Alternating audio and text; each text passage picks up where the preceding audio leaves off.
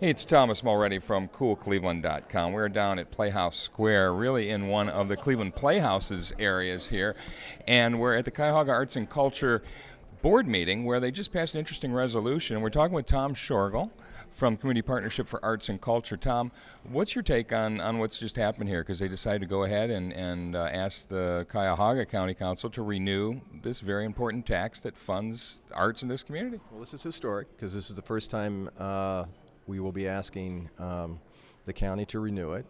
And the interesting thing, I think, is the fact that when you look at the grants, the matching grants that have been made throughout Cuyahoga County when it comes to arts and culture, arts education, arts and economic development, arts and neighborhood development, arts and health and human services, that before this issue was passed back in 2006, there wasn't a lot, if any, evidence of what public sector funding for arts and culture on a local level would achieve. Now there is a tremendous amount of positive and good and helpful information on when the arts and cultural sector in any community develops a relationship not only with private sector funders and individuals, but also with the public sector. And in Cuyahoga County, it's been a very, very strong partnership, and we are looking forward to it being renewed.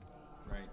So, as you brought up earlier, this is not a slam dunk, that we've been trying to get this kind of public funding for a number of years, and there were a number of efforts earlier that failed. What was different about this effort? What do you think the community responded to initially when this first went on the ballot back in 2006, 2007? Well, I think one of the things that we did is that we developed a series of public meetings where we looked at how the money, if the issue was passed, this is back in 2006, how it would be distributed, so that the public understood on a first real basis of how these dollars would be spent. I think you were involved in a number of those meetings, as I recall, and over 11 weeks we looked at all sorts of different types of arts and cultural funding from the public sector. There was a committee that was made up of 11 different individuals, not just from the arts and cultural sector, but also from organized labor, the business community, tourism, health and human services, neighborhood development. And from that came a very transparent process, which today CAC, Cuyahoga Arts and Culture, continues to have this open process where anybody can come and witness the adjudication of those grants, and to see that these are not issues that are easily made, and they have to go through a rigorous process that has very clear criteria. So I think that was the difference when we were with the launch of 2006, that the voters knew how the money would be distributed. We didn't have a track record. We didn't have anything to go on back then. We hadn't had public funding. We've got it now.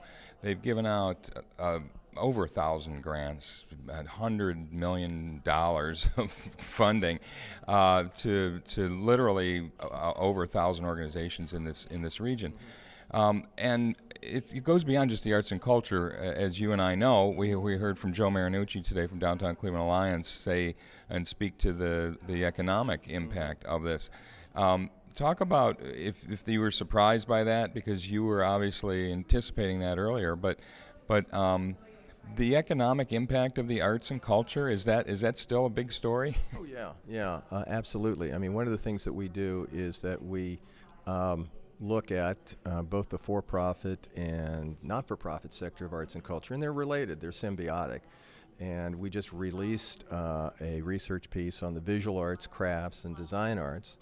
And that report showed that over $2 billion in real economic impact was being generated in Cuyahoga County. That's a big number, and that number provides lots of jobs, and those jobs are important, both in terms of the for-profit and not-for-profit sector. I think the other thing that we see is that more and more arts and culture is now tied into reports and studies that other entities do about the assets of this community.